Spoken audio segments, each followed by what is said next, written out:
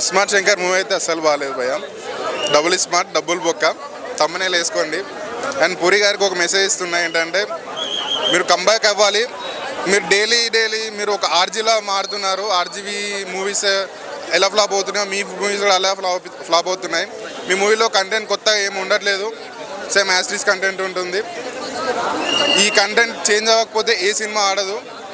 మీరు కొత్త సినిమాలు కొత్త స్టోరీస్ని తీసుకొని మీరు దాన్ని అడాప్ట్ చేసుకొని రాయాలి. కాన్సెప్ట్ కొత్తగా ఏం లేదు భయ్య. Same memory transplantation. ఆ సంజయ్ దత్ని పెట్టారు, ముసలాయిని పెట్టారు. యాజ్ ఇట్ ఈజ్ ఉందండి, same as it is movie.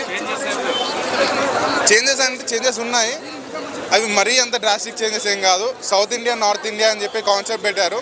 So ఆ కాన్సెప్ట్లో ఏంటంటే సౌత్ ఇండియాకి సపరేట్ కంట్రీ, నార్త్ ఇండియాకి సపరేట్ కంట్రీ అని చెప్పేసి దానికోసం డబ్బులని అదే అని same regular twist, regular dialogues అన్నీ రెగ్యులరే ఉన్నాయి. అండ్ నేను మీకు ఒకటే చెప్తున్నాను, కొత్త కంటెంట్ని ఎంకరేజ్ చేయండి, చిన్న సినిమాలను ఎంకరేజ్ చేయండి, చిన్న సినిమా డైరెక్టర్లను ఎంకరేజ్ చేయండి. కంటెంట్ బాగుంటేనే రిలీజ్ చేయండి అండ్ కంటెంట్ బాగుంటేనే మీరు ప్రమోట్ చేయండి. ఎందుకంటే జనాలు లోపలికి వచ్చి చాలా డిప్రెషన్ ఫీలింగ్తో వెళ్తున్నారు. అండ్ నెక్స్ట్ పెద్ద సినిమాలకి ఏ మూవీస్కి జనాలు రాకుండా ఉన్నారు థియేటర్కి, అన్ని ఓటీటీలోనే చూస్తున్నారు. దయచేసి చెప్తున్నాం, కంటెంట్ బాగుంటేనే ప్రమోట్ చేయండి. Thank you.